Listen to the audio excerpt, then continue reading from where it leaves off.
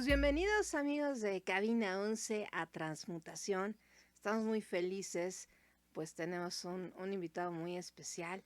Yo soy Anette Eureka y te saludo con mucho agrado desde tu hogar, canal 962 en iNetwork, y a todos los que se están conectando en este momento a través de las diferentes redes sociales.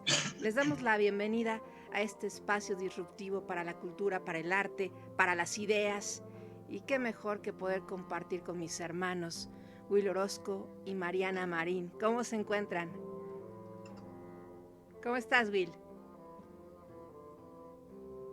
Está un poco mudo, porque es que un invitado como el Hola, que y tenemos hoy te deja mudo, te ¿no? deja mudo. Sí, la verdad es que muy contento por tener al invitado del día de hoy. Es una persona que yo admiro y respeto mucho, que nos puede aportar grandes cosas el día de hoy. Y bueno, preparándome mentalmente, ya que como dato, ayer estuve en una de sus conferencias y acabas agotado de toda la información que te puedo aportar y de gran valor. Así que yo estoy muy contento el día de hoy. No, maravilloso, de verdad. Mariana, ¿cómo te encuentras? Estamos ya listos, ¿verdad? Para presentar a nuestro super invitado de honor. La verdad que agradezco que se haya tomado el tiempo para dedicarnos para el programa, porque ayer estudié un poco de él, es bastante interesante, es polifacético por lo visto, tiene muchas facetas y todas ellas muy, muy interesantes. Me tomó hasta las 6 de la mañana de ir buscando de un sitio al otro, desde el ADN de México, todo lo que sube en redes y no terminaba. No, bueno, pues yo de verdad feliz y sí, tienes razón, no terminaríamos y lamentablemente este programa tiene un tiempo limitado para hablar de la grandeza de una nación y hablar de la grandeza de una persona que está aquí para transformar, para aportar, para poner su granito de arena, una persona extremadamente preparada para darle más a México y para conectar el mundo a través de la palabra, a través del arte, de la investigación. Sin duda, sin más, el maestro en patrimonio cultural, Martín Quintanilla Sánchez Juárez, el ADN de México está en la casa. Bienvenido, Martín, ¿cómo estás, adorado? Muchísimas gracias, muy agradecido por estar aquí con ustedes para charlar, para compartir y platicar de cualquier tema que pueda evocar el ADN de México, de Italia, de Francia o de Egipto, que son en este momento las especialidades, y por supuesto para México, con México, ilustrar a los mexicanos de otros países y de nuestro propio país. No, maravilloso. Bueno, creo que importantísimo. Will dijo algo fundamental. Estuvo en uno de tus recorridos que son una joya absoluta y que además sé que están en constante evolución. Y queda uno extasiado, queda uno tan lleno de información, hasta chismes históricos, y lleno de música, de plástica, de investigaciones que en ningún momento y en ningún lugar vas a encontrar con esa pues con esa veracidad con la que tú despliegas estas sucursales del ADN y estos corazones de tus constantes viajes, de tus constantes estudios e investigaciones.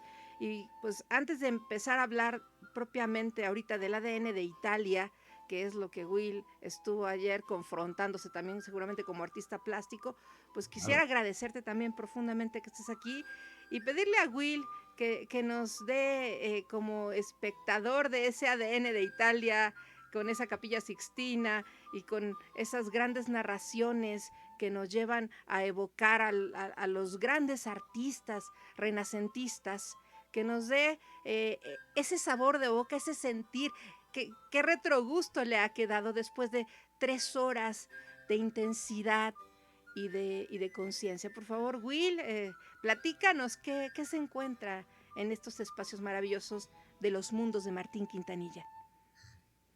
Bueno, como bien saben, yo soy un gran admirador y pretendo ser un estudioso del Renacimiento, del Barroco.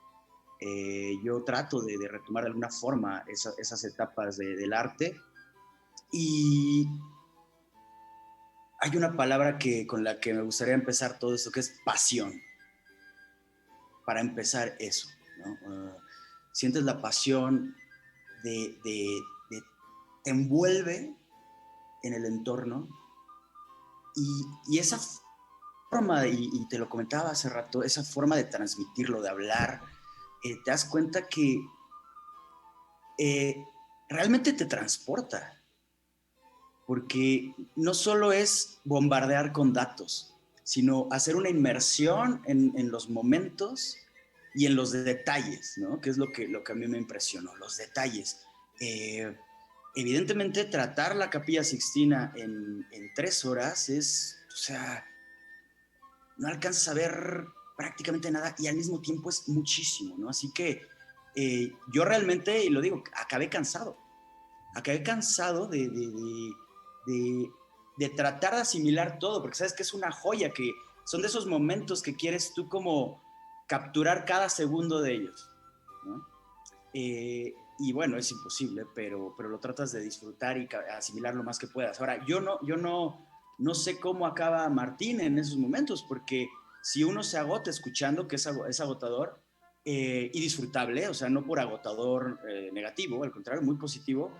Yo no sé cómo acabas tú, Martín, porque el transmitir esa energía y esa pasión en tus conferencias, no sé cómo le haces. Y además, el llevar toda esa sincronía con todo ese nivel de información, que es muchísima. No sé cómo lo haces. Vaya que es una labor que me surge de forma completamente natural.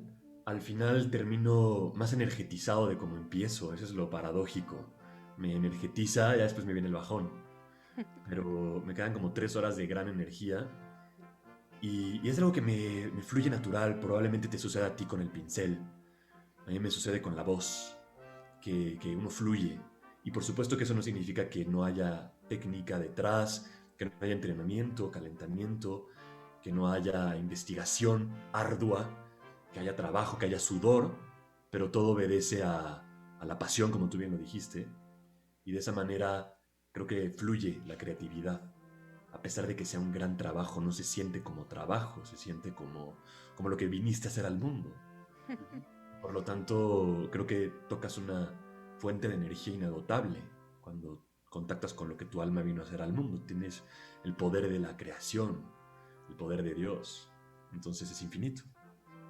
Y es por eso que logro, realmente por eso lo he denominado ADN, porque es el código genético de cada uno de los episodios de la historia humana. Cuando vamos a México, nos metemos a las entrañas de la civilización maya para entenderla como lo que ofrece este producto, si es que fuera un producto, es como si te leyeras todos los libros de todo el tema. O sea, te traigo, si son 3 horas, es muchísimo, sobre todo para los seres humanos del siglo XXI que están acostumbrados a TikToks, pues es muchísimo. Pero en esas 3 horas te estoy sintetizando toda mi vida de estudio y además libros y libros y libros e imágenes que hablan más de que 1000 palabras. Entonces es mi voz más la imagen que permite generar en la mente, en la imaginación del ser humano tan fértil que es, un compendio absoluto y exhaustivo de lo que fueron estos episodios dorados de la historia, por lo pronto de México, Italia, Francia y Egipto, que son inagotables, son minas inagotables de oro cultural cada uno de ellos. Entonces, ese es como yo definiría cómo genero estos viajes virtuales en el tiempo. Es lo más cercano, yo diría, y no es por vanagloriarme, que tenemos los seres humanos del 2021 para viajar en el tiempo, mientras no existan máquinas del tiempo. Eso es lo que yo podría responderte, William, a todo lo que evocas. Gracias. Mariana, ¿te gustaría preguntarnos algo al respecto? No te escuchamos. Micrófono. Estaba escuchando atentamente lo que dice Martín y yo creo que lo resumo como que en lugar o sea, hacer de este episodio para hacer un llamamiento a la gente que del siglo XXI que no nos gusta mucho leer o que no les gusta mucho leer, que es una forma de tener un sintetizador de datos. Exactamente. Él los lee, los procesa coge los puntos más importantes, los transmite y tú podrías, que ahora mismo, como me he enterado de que Will no me ha mandado el enlace para verlo, se lo voy a anotar en la lista negra para la semana que viene. Anótalo, Mariana, anótalo. Anótame a mí Menos también. siendo yo que tengo por costumbre coger los audífonos y mientras voy realizando mis actividades diarias, yo voy escuchando todo. Conferencias, pláticas, libros, series, películas. Prácticamente no veo nada y todo lo escucho. Lo cual para mí hubiera sido un completo deleite haber escuchado durante 3 horas a Martín hablar acerca de la Capilla Sixtina mientras yo hacía otra cosa. Yes. Sería un sintetizador para mí. Esta palabra creo que es correcta, es muy correcta, sintetizador. Sí, pero por eso no se la quiso mandar Will, porque realmente Egoísta. Will, no es por egoísmo. Will sabe que no será suficiente que solo lo escuches, aunque su voz es melodía pura y la profundidad también de sus investigaciones lo son. Para poder vivir de verdad el ADN de México, tienes que estar de frente, tienes que estar viendo cada detalle y de verdad en pantalla grande de preferencia. Por eso no lo hizo Will, porque tenías primero que conocer a Martín y ya después ser invitada de honor para el siguiente ADN de México, o de Francia, tu o de Italia. cerebro va a entrar a una revolución que no vas a poder estar planchando mientras lo escuchas, porque no vas a poder planchar. Sí, Tienes que estar enfocada, viendo también. Ahí me surge, a ver, ahí yo tengo que aclarar un punto. A mí me habían hablado de Martín, pero yo no te había visto hasta el día de ayer. Entonces, al escuchar de lo que hablabas, de lo que hacías y un breviario que me hizo Janet acerca de ti una vez por teléfono, pues tú te imaginas una persona mayor y además sigue surgiendo lo de cuando tú piensas en un mexicano descendiente de Benito Juárez, no te imaginas a un niño rubio y de ojos claros, que yo me imagino que te toparás con más de estas personas que ya te tienen idealizado cuando escuchan la voz y todo, no te conocen, o cuando te conocen y ven que hablas del ADN de México, tu mente juega con decir, ha sido un extranjero que ha venido a hablarnos de nuestro propio país, cosa que no es extraña, y no es mexicano. Qué bien imitas el acento mexicano. Antes de COVID, perdón que interrumpa, antes de COVID, la última vez que comimos juntos, a Martín, al pasarle la carta, le hablan en inglés o en francés, no lo sé, ¿no? Sí.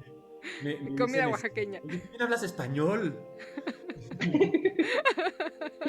Imitas muy bien, lo disimulas muy bien, ¿eh? Acento mexicano. Sí, es verdad que... Imagínate, yo viví en Francia durante 3 años, casi 4, 3 y cacho. Y allá, pues, explicar que yo era mexicano, llegó un momento en el que, la verdad, si la persona no era relevante, me rendí y le decía que yo era sueco. Me ahorré todo tipo de explicaciones, de problemas, ya. Digo, ¿sabes? ¿De dónde eres? De Suecia, ya vaya. ¿Qué sigue? Y entonces ya puede la conversación ir por otro lado, porque pues si no, nos quedamos ahí trabados.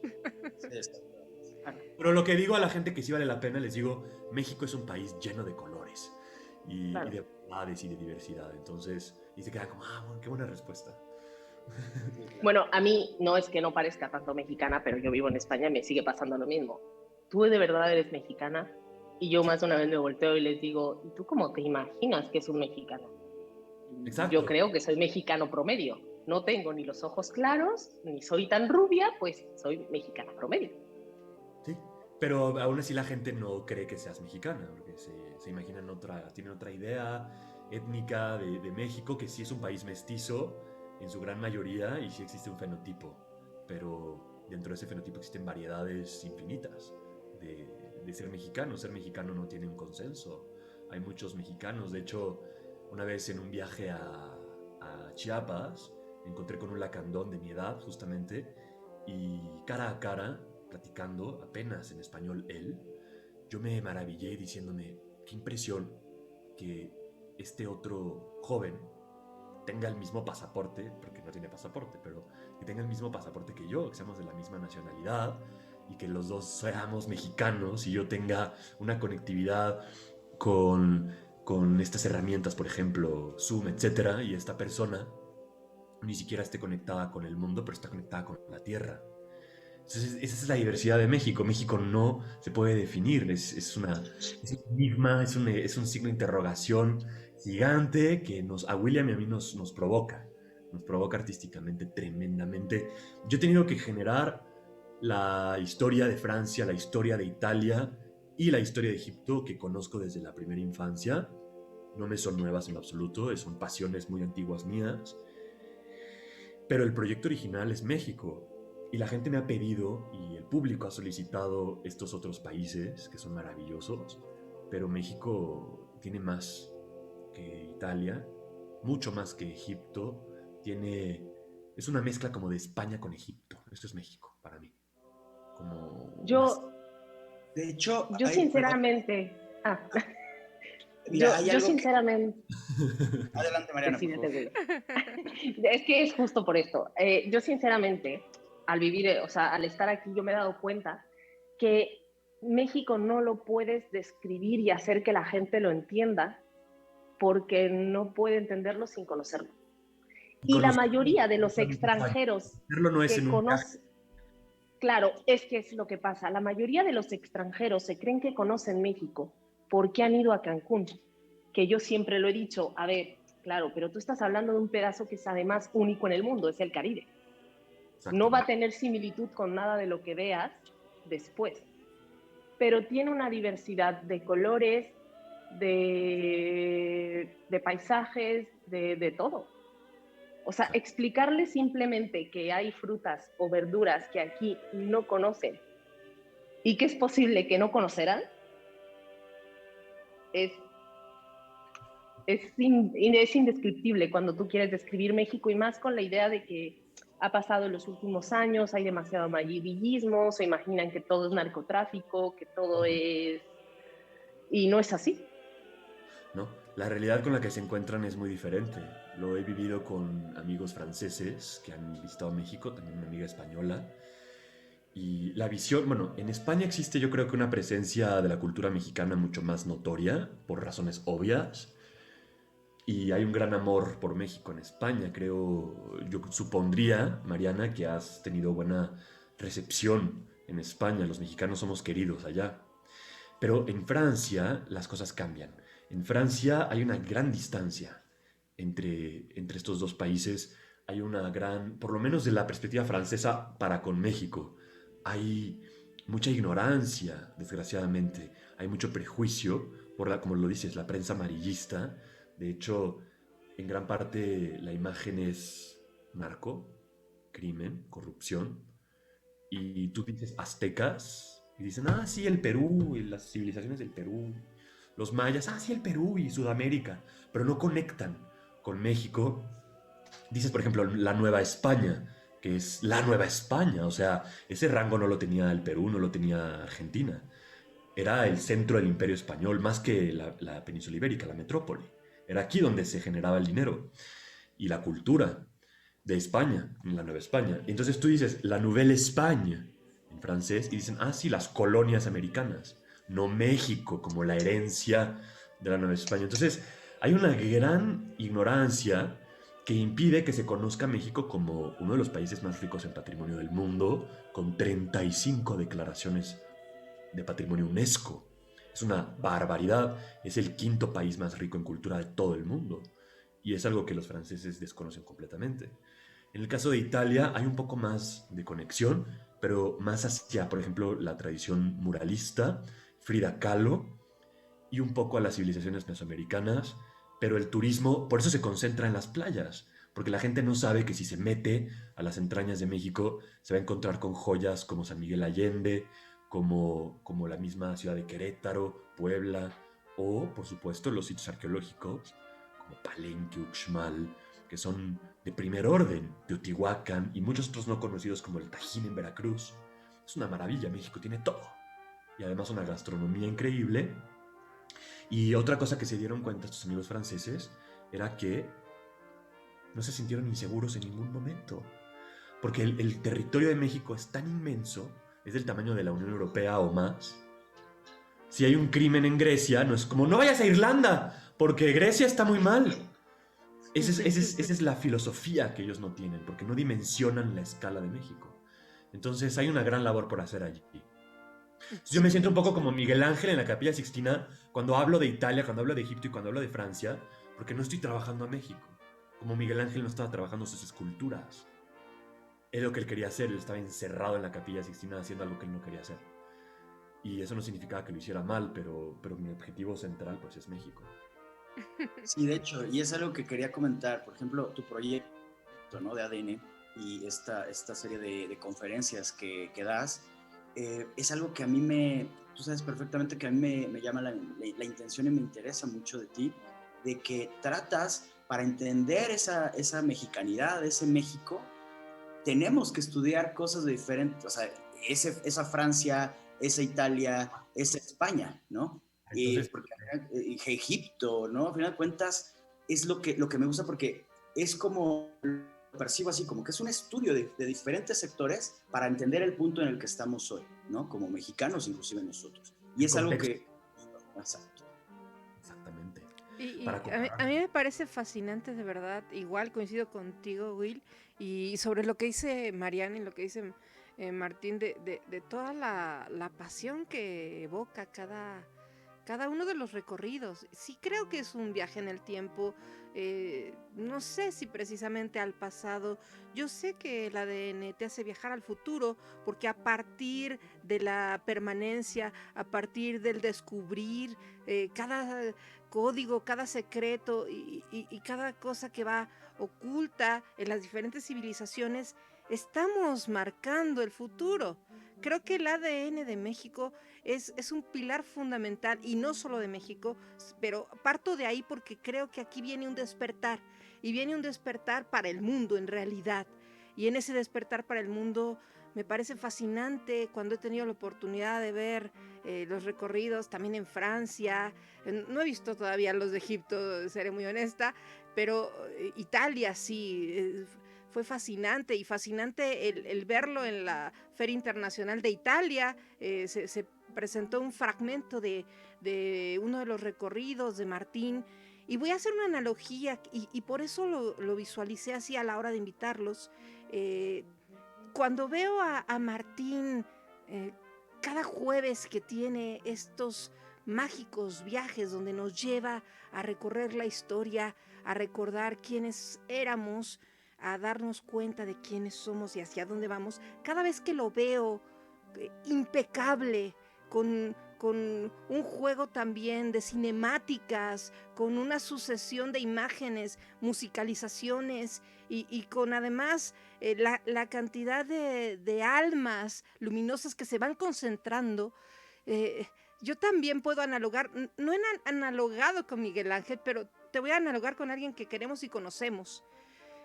Bartolomeus Henry Van de Velde, cada vez que yo lo he visto dirigir las diferentes orquestas de una manera apasionada, fabulosa, entregada, única, para mí es sin duda, no solo para mí, es uno de los 10 mejores directores de orquesta del mundo, pero cada vez que yo lo veo con esa fortaleza, porque no diré batuta porque no usa, pero la tiene, y tiene ese carácter. Lo veo desgastado, pero lo veo apasionado, lo veo entregando todo, y al final cuando continuamos pues las diferentes actividades sociales y todo, sé que está completamente energetizado, sé que hizo una diferencia para toda la gente que tuvo la fortuna de verlo, y a nivel mundial.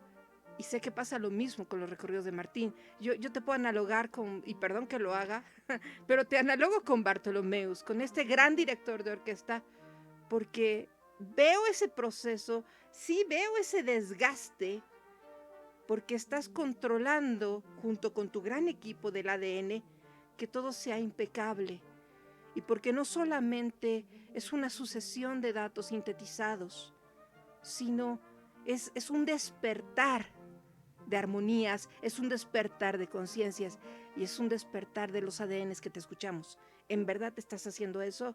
y no tengo más que felicitarte. Y perdón que analogue así, pero no puedo hacerlo de otra manera. Quería que lo supieras. Tiene mucho que ver con la dirección de una orquesta, me parece también una buena analogía. Y vaya que la hagas con Bartolomeus van de Velde, que es uno de los mejores de la Unión Europea. Además de ser un gran amigo y un gran ser humano, es un gran artista y un gran apasionado de la música. Y todo tiene que ver con música al final, con ritmo, porque es una consecución de imágenes que tienen que tener un cierto ritmo. Es un reto porque las tengo que sintetizar en no más de 120 diapositivas con sus transiciones y todo, pero al final acaba siendo una, una armonía, una oda, una orquesta, y hay que dirigirla, y dirigirla con la voz, que yo creo que sería el equivalente de la batuta. La voz y en vivo, cosa que no puedes equivocarte, no puedes tartamudear, tienes que elegir tus palabras, no le puedes poner sonido a tus pensamientos. Cuando dices no le tienes por qué poner sonido a tus pensamientos, el pensamiento es silencioso. Entonces, todos son ese tipo de herramientas que se van desarrollando con la práctica, y al final yo creo que también es uno de los grandes secretos, la práctica y pues lanzarse y creer en uno mismo y creer en que lo que estás haciendo es lo correcto. Y hasta la fecha he tenido una respuesta excelente. He tenido grandes satisfacciones a través de recorrer los siglos, diferentes épocas. Cada una tiene un sabor diferente. Yo tengo un estilo de hablar, mi estilo de voz, que es mi estilo y ese no lo puedo cambiar. Pero cuando pasamos a otro país, cuando nos vamos a Egipto, cuando nos vamos a Italia, dependiendo de cada sitio, incluso en México, no tiene nada que ver hablar de los mayas con hablar del virreinato en el siglo XVIII. Es otro universo, es otra dimensión, es otro sabor. No tiene nada que ver, es como ver una serie de televisión de otro director, o sea, es otra cosa. No tiene nada que ver. Yo solamente, como lo dijo Mariana, lo canalizo, lo sintetizo y lo presento y lo arrojo. Y eso es lo que yo hago, ese es mi arte. Y no sé cómo definirme. Algunos dicen como, bueno, es que tú eres un gran orador. O es que eres un artista. Pero pues no soy ni el uno ni el otro, porque yo no tengo pinceles ni cinceles. Yo tengo mi voz y mi computadora. Y con eso pues tienes el acceso a Dios. O sea, ¿qué hubiera hecho Sor Juana Inés de la Cruz? Que es uno de mis viajes virtuales preferidos, al mundo de Sor Juana, el siglo de oro, los más favoritos y preferidos. ¿Qué hubiera tenido Sor Juana Google? Imagínense, si Sor Juana hubiera tenido el ADN de México en sus manos. Sí, es que hecho, justo aquello que Willy y yo siempre coincidimos. Tienen una mente sincronizada. Venga, Will. No, por favor, Mariana. Es que justo de ahí a mí escuchando lo que dice Martín, me surge siempre la frase de quien no conoce su historia está obligado a repetirlo. Exacto. Al menos, yo estudié Derecho y ya que hablaban de que, si quieres definir México tienes que irte a Francia a ver, si tú quieres irte legalmente a las bases de Derecho, te tienes que ir desde Roma, Grecia, Código Napoleónico, la Constitución Española, y así es como lo hemos generado las 13 leyes. O sea, al final de cuentas, hemos sido la mezcla de todo lo que nos lleva de avance Europa, llevada a nuestro país y mezclada con lo que ya habían realizado ahí, que era muy grande. Exacto. En cuanto a construcciones, conocimientos, además, los mayas avanzados en astronomía, pero los mexicas, sus construcciones, las chinampas, acueductos, el Templo Mayor, es que ya eran grandes. Ya eran grandes, sí. Básicamente yo siempre tengo una discusión, mi marido es español, en la que yo digo, a ver, vale, sí nos conquistaron, pero no fue una conquista como tal de no venimos a enseñarles, no. Esto fue un 50-50. Sí. Ustedes cogieron lo mejor que nosotros teníamos, incluido tu tomate, que yo le llamo jitomate, como debe de ser, que tanto amas ponerle a tu pan, aunque digas que existe el tomate de Montserrat. Tu chocolate. Claro. Así como nosotros, obviamente, a todos nos gusta un buen corte o nos gusta ir a caballo. O sea, es que al final hemos cogido lo mejor que tenían y lo intercambiamos. Exactamente. Eso es lo que no le da fue a México y a España sincretismo, también. Un sincretismo. Exacto. Al final, eso es la última religión del ser humano, es el sincretismo. Y en ningún sitio se dio con tanto esplendor como en México. Y fue gracias a España. Yo en mis discursos, cuando hacemos los viajes a la Nueva España, siempre Sonny William lo sabe perfectamente bien, compartimos esa ideología. España es la madre y el padre, es más bien el padre, ¿eh? Es el Exacto. padre de México, aunque le llamemos la madre patria, pero es el padre. Es el sine qua non. Sin España, olvídate de México. O sea, o sea, no habría México. Porque como bien lo has dicho, los mexica tenían un gran avance, un gran imperio, pero al final del día, el proceso tan acelerado de unificación que se dio con la Nueva España, posteriormente nos heredó México.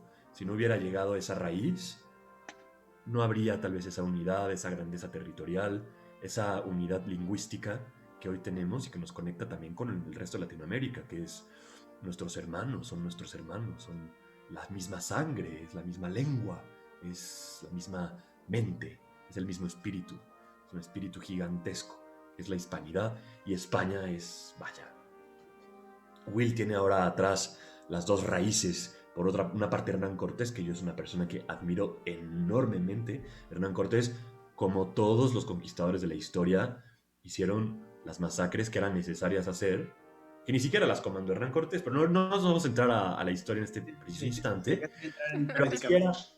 si Hernán Cortés fue un cruel, yo no quiero decirte lo que eran los tlatoque, o sea, los emperadores Es que ellos ya eran bélicos, muy, muy bélicos. muy bélicos. Era el status quo de la humanidad en esa época.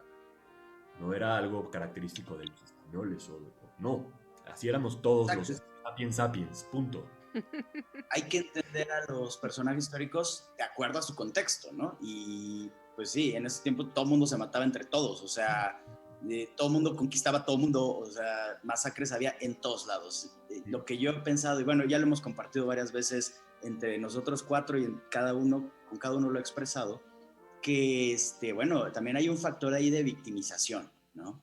Exactamente.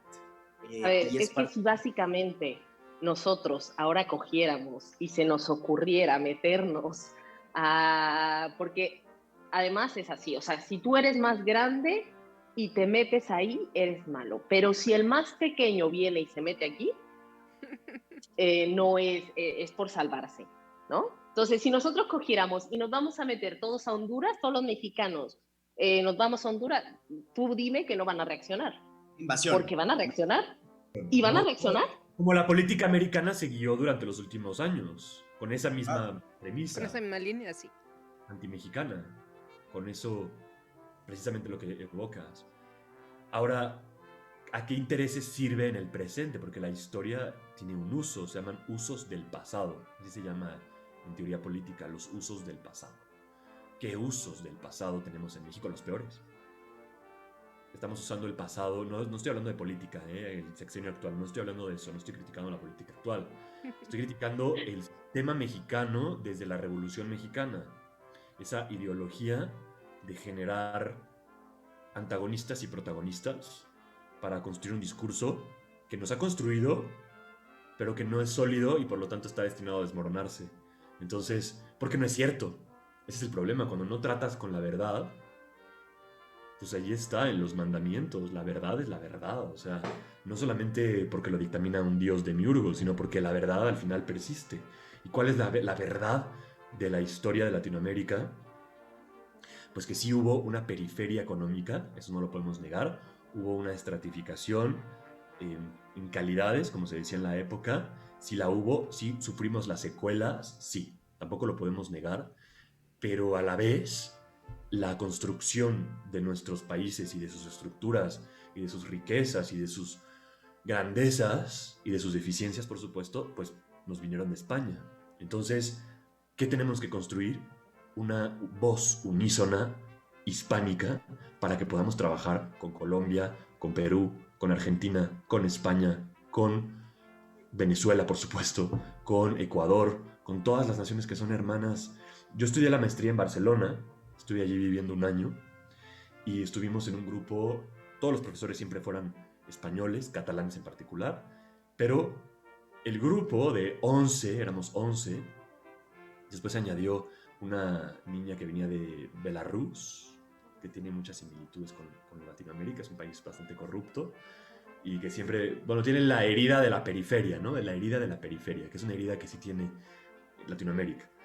Ahora, en ese grupo de 11 latinoamericanos había fraternidad, como lo hubieran soñado los revolucionarios en Francia, en la Francia del final del antiguo régimen. Era la fraternidad, era los mismos chistes, era el mismo sentido del humor, eran los mismos problemas políticos de nuestros países, eran las mismas ambiciones, la misma frustración de que nuestras tierras son ricas en todo lo existente y todos podríamos vivir en el jardín del Edén, pero no lo elegimos así, porque no lo creemos y por lo tanto no lo creamos.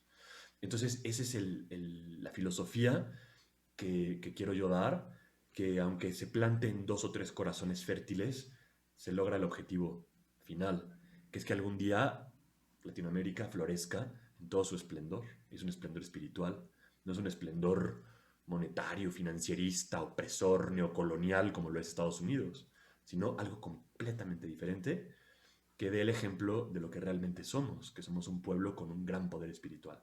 Eso es lo que somos, esa es nuestra verdadera fuerza. Yo, Sí, Mariana. a lo que dices, yo tengo, bueno, dos aportaciones. La primera, en cuanto a la parte de la historia, yo si te soy sincera, ha pasado que en Latinoamérica estudiar la historia no lo ven tan importante. Y yo me acuerdo que antes de estudiar Derecho yo quería ser historiadora. Y cuando yo decía, quiero ser historiadora, se volteaban y me decían, te vas a morir de hambre. Te vas, y yo soy una friki de la parte, bueno, Will lo sabe, que es justo su parte, yo soy una friki de eso, me fascina la historia de México, me encanta. Y siempre me decían, te vas a morir de hambre.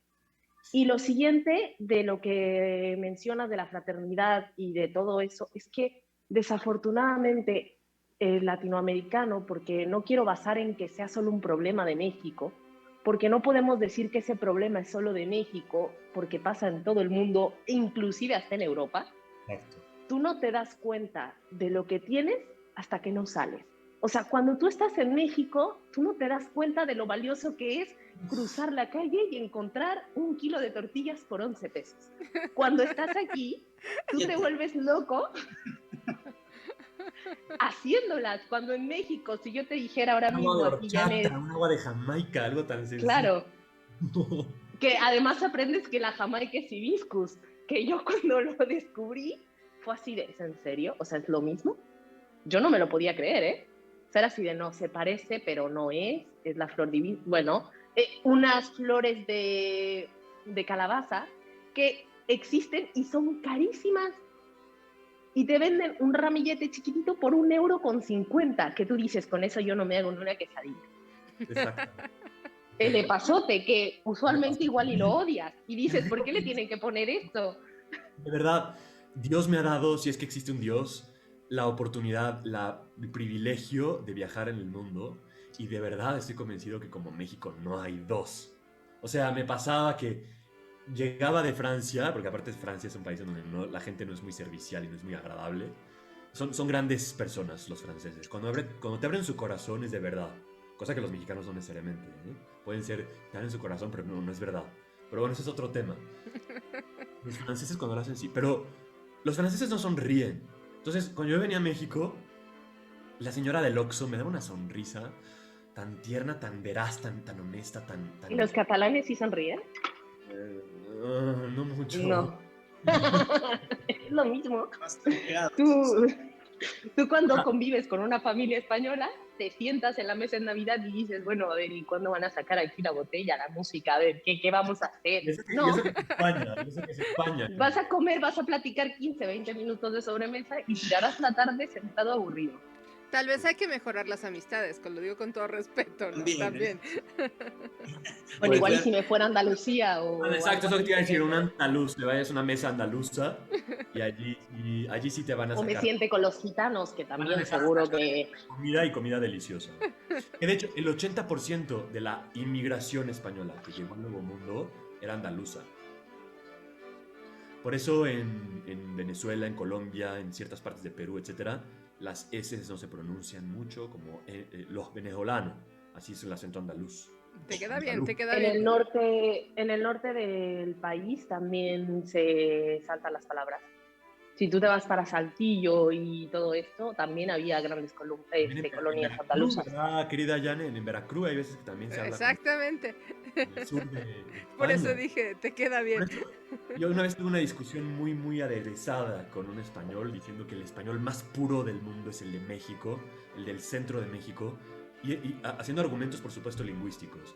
El español de México es la pureza del castellano de Castilla, León, con un rebaje de tono de Andalucía. O sea, es la pureza de la pronunciación de cada una de las letras en su perfección fonética, pero sin la fuerza agresiva del norte de España, rebajado con la sutileza andaluza.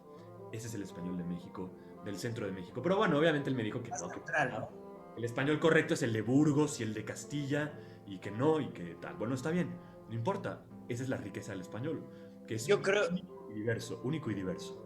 yo creo que justo eso, ¿no? La hispanidad, o sea, somos hispanos y es lo que yo creo que hay que resaltar y hay Sí, que sí, fomentar, ¿no? sí, sí, sí. Sí, luego entramos en esas, claro, cada región tiene sus perfiles, sus gustos, sus estilos, ¿no? Sin embargo, quiero regresar un poco a eso que se decía hace rato, ¿no? Por ejemplo, eso de la esfera hispana.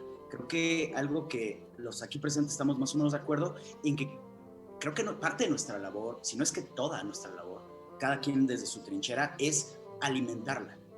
Porque bien sabemos que ha estado por debajo de la esfera anglosajona. Por supuesto, Y sí, claro. necesitamos, o sea, lo que hacemos aquí, lo hacemos en este, por ejemplo, en este punto de conversión y cada quien desde su lugar, alimentarla y enriquecerla. Por ejemplo, tú, Martín, con tu proyecto, ¿no? ADN, todo esto que haces, yo creo que es una semilla que, que a las generaciones posteriores realmente le van a dejar algo, ¿no? Janet, tú con lo que haces, que es una labor increíble, lo mismo. Mariana, lo mismo. Cada uno lo estamos tratando de hacer, ¿no? Y es lo que queremos, ¿no? Que a fin de cuentas somos hispanos, con nuestras agradables o desagradables diferencias a veces, pero somos esa esfera. Y Exactamente. necesitamos darle esa fuerza que ha sido sometida por tantos años. Y bueno, ya saben que ahorita es el tema que he trabajado últimamente. Sí. Así que a partir de eso digo, por ejemplo, tú, Martín, eh, realmente qué buscas con este proyecto del ADN. ¿Es una pregunta de verdad? Claro. Yo busco el despertar de México ante su grandeza y su transformación en la primera potencia cultural del orbe. Eso es lo que yo visualizo. Un México creativo que, como lo decían los muralistas de inicios del siglo pasado, un gigantesco volcán en erupción de creatividad.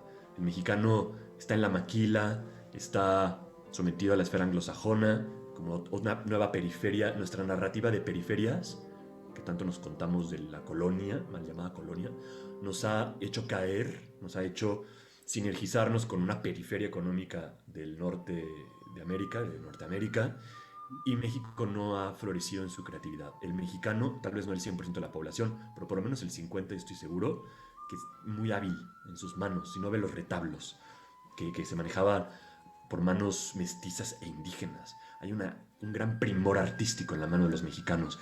Y también en la idea de la construcción. Somos un pueblo constructor, somos un pueblo ingenioso y no está en esa situación por cuestiones económicas. Entonces, al generar valor por medio de atracción turística, por medio de rama de valor económica, por medio de esa industria que es el turismo, que es la única y primordial industria que debería tener México, el turismo, de ahí nos podríamos alimentar todos, pero tenemos que participar todos en embellecer nuestras ciudades a su altura y jalar a chinos, a japoneses, a Corea, aunque se llene de chinos, pero no importa porque podemos construir nuevas ciudades porque terreno nos sobra. Ese es el sueño, no sé si lo veré algún día construido, finalizado, pero con que una semilla fértil caiga en el buen sitio, ya. Pero esa es la teoría, ese es el objetivo teórico hasta ahora. Yo por lo pronto continuaré generando lo que me es humanamente posible, dando lo mejor de mí, y estoy seguro que algún día ese México llegará. Es inminente, es parte de su destino, es un destino divino. Yo creo en eso firmemente. México es una nación elegida. Y eso es como lo tenemos que ver los mexicanos. Y nos damos cuenta cuando vemos con esta síntesis de todo lo que es México a través de este proyecto ADN de México, nos damos cuenta de la gloria de México, de la grandeza de nuestro país, y entonces ya no podemos volver a actuar en contra de México si estamos realmente enamorados, pero no puedes enamorarte de algo que no conoces. Y también yo creo que se necesita esta distancia de alejarnos a otros países para entonces entender a México. Y es mi sueño y es mi objetivo, tanto sueño como objetivo, ver ese México florecer a partir de mi trabajo. Redes sociales. Claro que sí, en Instagram me pueden encontrar con ADNMEX, ADNMEX en Instagram, y allí, con lo que me escriban allí, yo los contacto y los invitaré a los viajes virtuales, que empezaremos un nuevo ciclo e iremos al mundo de los mayas, no se lo pueden perder, el próximo mes se viene el nuevo ciclo, comenzaremos con Ramsés II, Nefertari, Moisés, después iremos al mundo de los mayas, culminaremos con Miguel Ángel y también haremos un nuevo viaje virtual único y especial en honor al 2021, que México cumple 200 años de la firma de la independencia y 500 años 500 años de la conclusión. conquista española. Entonces, haremos un viaje sobre la conquista de México. Perfecto. Para cerrar, Martín, para cerrar, un mensaje para todos los seguidores de Transmutación, desde ese corazón, desde ese ADN de México, por favor. Y gracias por estar aquí, desde Cabina 11, Cadena Global, Canal 952. Esta es tu casa absolutamente. Cerramos con Martín Quintanilla. Muchísimas gracias, querida Jan. Gracias a todos los espectadores por participar, por escucharnos, por brindarnos su atención, que es lo más sagrado que un ser humano puede otorgarle a los demás. Y continuemos con la labor de difusión cultural y todo aquello que Cabina 11 y todos sus proyectos están generando para México y para el mundo.